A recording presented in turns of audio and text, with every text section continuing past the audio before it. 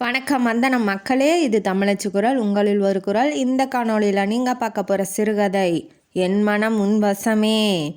மாமா பொண்ணு அத்தை பையன் லவ் ஸ்டோரி. வாங்க காணொளிக்குள்ளே போகலாம்.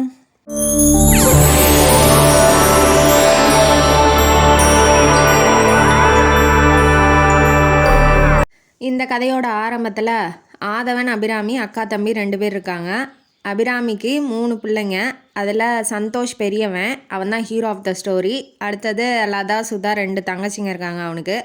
இந்த பக்கம் ஆதவனுக்கு ஒரே ஒரு பொண்ணு மட்டும்தான், பேர் சஞ்சனா. அவங்க தான் ஹீரோயினி. இப்போ இவங்க 2 பேர்த்துக்குள்ள, சந்தோஷ் சஞ்சனா, இவங்க 2 பேர்த்துக்குள்ள தான் லவ்வு. சின்ன வயசுலேருந்தே சஞ்சனா தான் மருமக அப்படின்னு அபிராமி ரொம்ப பாசமாக அவங்கள வளர்த்துவாங்க.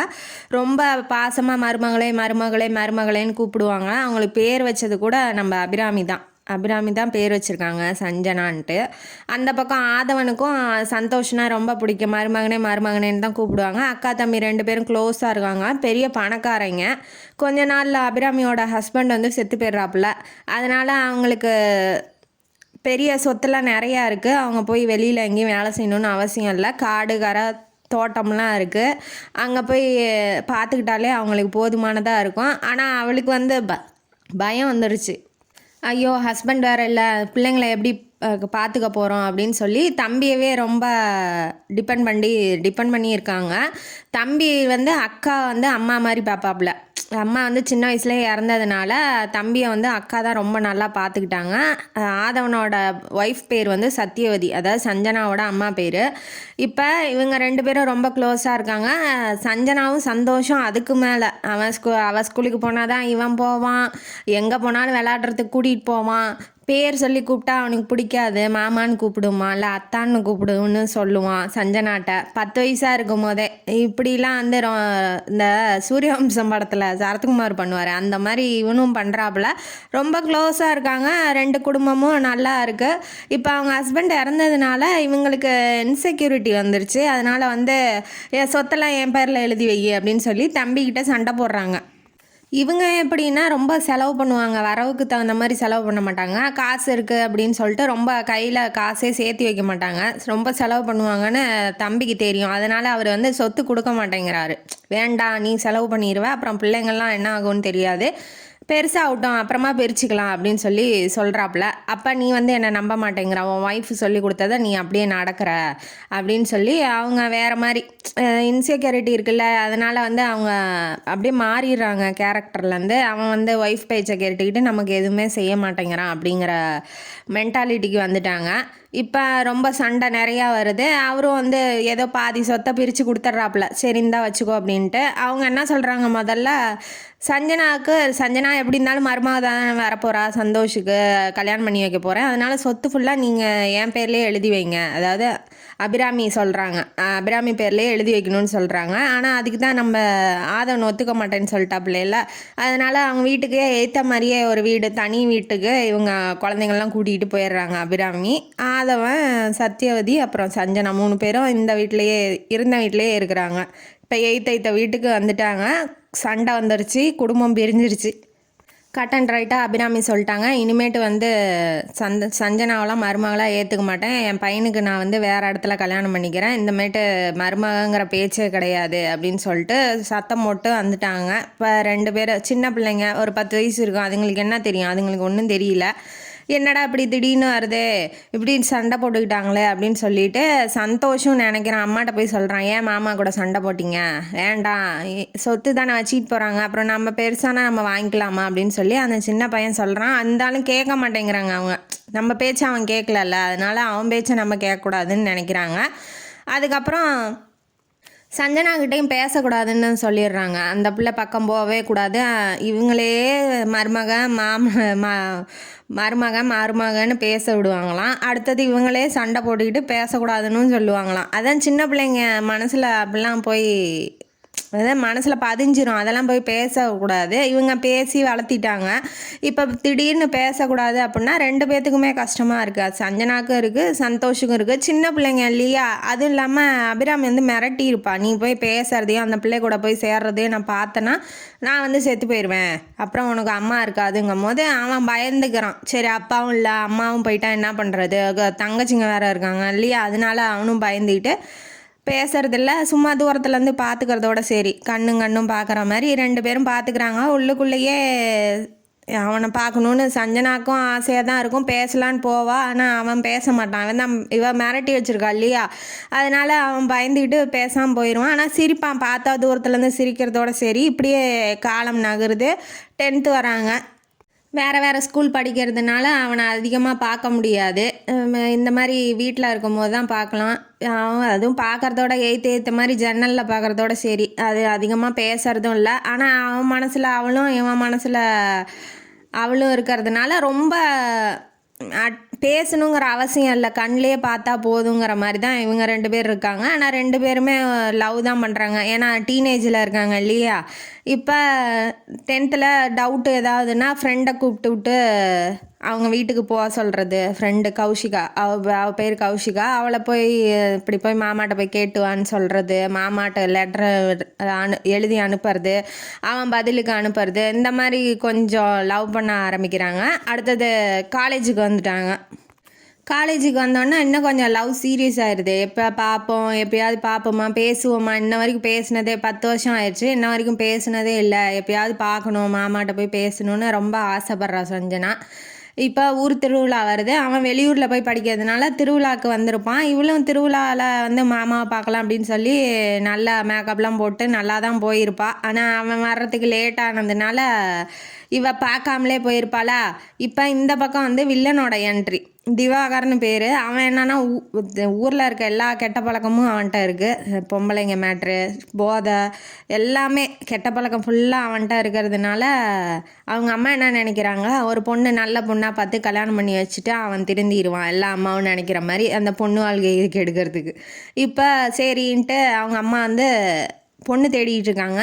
இப்போ திருவிழாவில் வந்து நம்ம சஞ்சனாவை பார்த்தோன்னா அவங்களுக்கு ரொம்ப பிடிச்சிருச்சு. அழகாக இருக்கா, ரொம்ப அமைதியாக பேசுகிறா. அவங்களே நோட்டீஸ் பண்ணுறாங்க அவங்க திவாகரோட அம்மா. சரி இந்த பொண்ணையே கல்யாணம் பண்ணி வச்சிடலாம், எப்படியாவது நம்ம பையன் திருந்தி நல்லா வாழ்வான் அப்படின்னு சொல்லி அவங்க நினைக்கிறாங்க. அதே மாதிரி திவாகரையும் கூப்பிட்டு காமிக்கிறாங்க. அங்கே பாரு அந்த பொண்ணு சூப்பராக இருக்கா, அவனுக்கு பிடிச்சிருக்குன்னு நினைக்கிறேன், நீ பார்த்துட்டு ஓகேன்னா சொல்லு, முடிச்சிடலாம் அப்படின்னு சொல்லும் போது எனக்கு எதுக்குமா, அவன் ஒரு பொம்பளை பொறுக்கி.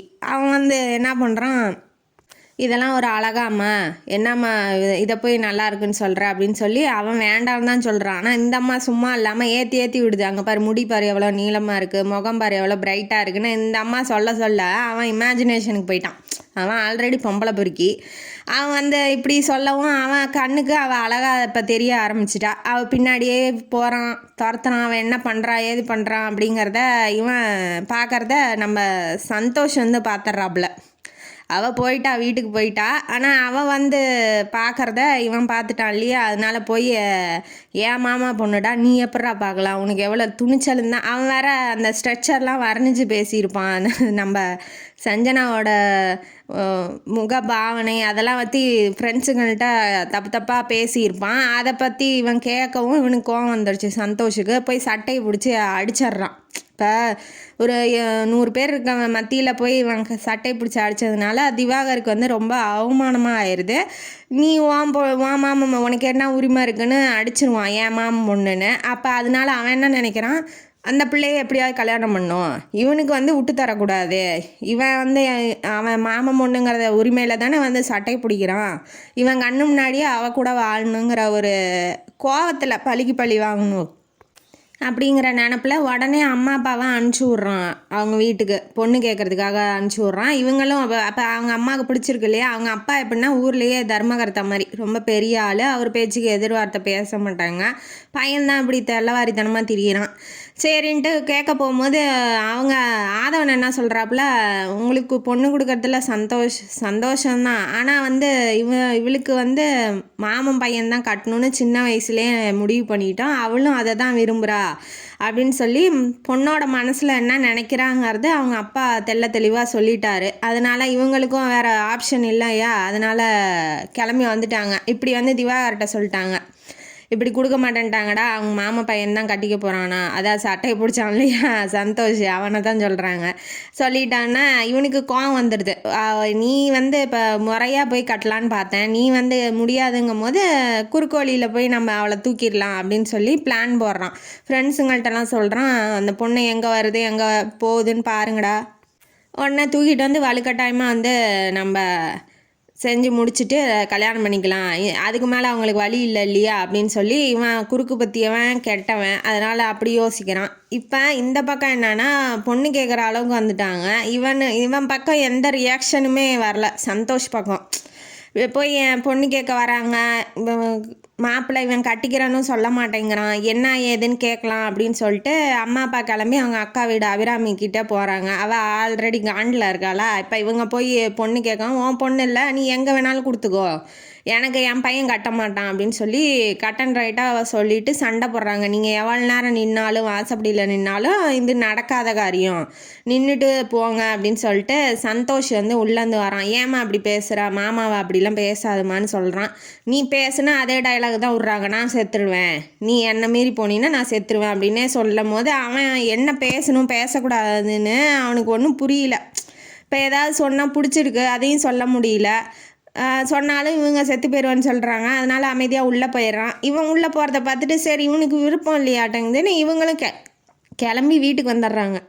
சஞ்சனா கிட்ட சொல்கிறாங்க, இந்த மாதிரி போய் கேட்டோம்மா, அவங்க அம்மா திட்டினாலும் பரவாயில்லன்னு நாங்கள் போய் கேட்டோம், சந்தோஷம் எதுவுமே சொல்லலாமா, உன்னை பிடிக்குதுன்னு சொல்லலாம், அவங்க அம்மா மிரட்டும் போது அவன் அமைதியாக உள்ளே போயிட்டான் அப்படின்னு சொன்னவாட்டி, நாங்கள் வந்து உன்னை வலுக்கட்டாயம் பண்ணி யாருக்கும் கல்யாணம் பண்ணி கொடுக்க விரும்பலை, நீ வேணால் ஒரு தடவை போய் கன்ஃபார்ம் பண்ணிக்கோ. ஏன்னா இப்போ பேசுகிறதே இல்லை, அவங்க பேசி 10 வருஷம் ஆச்சு, பேசுறதில்ல.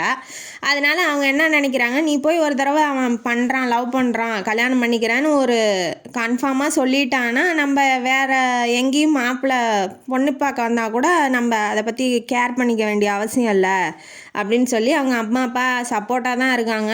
இப்போ நம்ம ஃப்ரெண்டு கௌஷிகா இருக்கா இல்லையா, அவள்கிட்ட சொல்லி அனுப்பிச்சி விட்றாங்க, இப்படி கோயிலுக்கு வர சொல்லு மாமாவை, நான் பேசணும்னு சொல்லிட்டு. இவன் முன்னாடியே போய் வெயிட் பண்ணுறா. இவன் என்ன பண்ணுறான், மெதுவாக வரான். ரொம்ப நாள் கழித்து லவ்வோட பார்க்குறா. சரி வந்தால் நம்ம லவ் பண்ணுறோன்னு சொல்லிடலாம், அவனும் சொல்லுவான்னு எதிர்பார்க்குறேங்கிற ரேஞ்சில் உட்காந்துட்டு இருக்கா. அப்போ வந்து அந்த பக்கத்தில் டிஸ்டன்ஸ் விட்டு உக்காடுறான். ஏன்னா பக்கத்தில் உட்கார்றதுக்கு கூட அவனுக்கு பயமாக இருக்குது, யாராவது போய் எங்கள் அம்மாட்ட சொல்லிட்டா என்ன பண்ணுறதுன்னு. உட்காந்தோடனே இவன் கேட்க ஆரம்பிக்கிறான், இப்படி நான் உங்களை 10 வருஷமாக லவ் பண்ணுறேன், சின்ன வயசுலேருந்தே உங்களை தான் எனக்கு ரொம்ப பிடிக்குமாம்மா, நீங்கள் என்ன சொல்கிறீங்க, லவ் பண்ணுறீங்களா இல்லையா, நீங்கள் வெயிட் பண்ண சொன்னாலும் நான் வெயிட் பண்ணுறேன், உங்கள் தங்கச்சிங்களுக்கெல்லாம் கல்யாணம் பண்ணணுன்னு சொன்னால் கூட நான் வந்து வெயிட் பண்ண தயாராக இருக்கேன், அத்தை மனசு மாறுற வரைக்கும் கூட நான் காத்துக்கிட்டு இருக்கேன், நீங்கள் சொல்லுங்கள் அப்படின்னு சொல்லி அவள் நல்ல விதமாக தான் பேசுகிறா. அவனுக்கு என்னன்னா, நம்ம வெயிட் பண்ண சொல்லி நம்மளால் கல்யாணம் பண்ண முடியலன்னா என்ன பண்ணுறது, அவனும் லவ் பண்ணுறான், ஆனால் அவனுக்கு சொல்கிறதுக்கு பயமாக இருக்குது. ஏன்னா கடைசி வரைக்கும் அவங்க அம்மா ஒத்துக்கலைன்னா என்ன பண்ணுறது, அதனால் அது சொல்லலாமா வேணாமா அப்படின்னே யோசிச்சுக்கிட்டே இருக்கான், அமைதியாகவே இருக்கான். இந்த அமைதியாக இருக்கிறது அவளுக்கு பிடிக்கவே இல்லை. ஒன்று பண்ணுறேன்னு சொல்லு, இல்லை பண்ணலான்னு சொல்லு, எதுவுமே சொல்லாமல் இப்படி பிடிச்சி வச்ச பிள்ளையார் மாதிரி உக்காந்துக்கிட்டு இருந்தால் என்னடா அர்த்தம் அப்படின்னு. அவள் வெயிட் பண்ணுறேன்னு சொல்கிறா, தன்னோட மனசில் இருக்கிறதையும் சொல்கிறா, நீ சொல்லணும்ல, அப்போ அமைதியாக இருந்தால் பிடிக்கலன்னு அர்த்தமா அப்படின்னு சொல்லி கோவம் வந்துருச்சு அவளுக்கு. இப்போ இத்தனை வருஷம் நம்ம பார்த்துக்கிட்டு இருக்கோம், பேசலை தான், ஆனால் லவ் பண்ணுறது கண்ணில் தெரியுது இல்லையா, இதை கூட அவன் புரிஞ்சிக்கலையா அப்படின்னு சொல்லிட்டு அவளுக்கு கோவம் வந்துடுது. சரி இன்னுமே ஒன்றை நினச்சேன் பாரு, அது ஏன் தப்பு தான், ஈகோ வந்துடுது அவளுக்கும், ஏன் தப்பு தான், இனிமேட்டு என்னை மறந்து நீ வந்து கட்டிக்கிறேன்னு சொன்னாலும் நான் உன்னை கட்டிக்க மாட்டேன் அப்படின்னு சொல்லிட்டு மனசில் நினச்சிட்டு அவள் எந்திரிச்சு போயிடுறா. போனோடனே கோவத்திலே போய் அவங்க அப்பா அம்மாட்ட சொல்லிட்டா, திவாகரையே நான் கல்யாணம் பண்ணிக்கிறேன், சீக்கிரம் கல்யாணம் ஏற்பாடு பண்ணுங்க அப்படின்னு சொல்லி கோவத்தில் சொல்லிடுறா.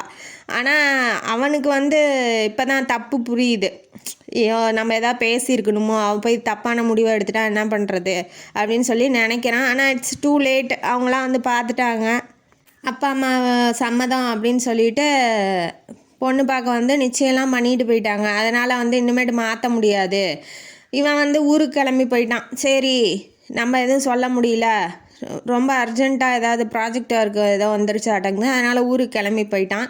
போனதுக்கப்புறம் லெட்ரு போடுறான், இந்த மாதிரி சரி என்னை மன்னிச்சிக்கோ, நான் வந்து சொல்லாதது தப்பு தான், ஆனால் நான் உன்னை தான் விரும்புகிறேன், நீ வெயிட் பண்ணு, தங்கச்சிக்கெலாம் கல்யாணம் பண்ண உடனே நான் உன்னை கல்யாணம் பண்ணிக்கிறேன், அம்மா எதிர்த்து கூட நான் உன்னை பண்ணிக்கிறேன், அம்மா நம்ம 2 பேரும் சமாதானப்படுத்திக்கலான்னு லெட்டர் எழுதி போடுறான்.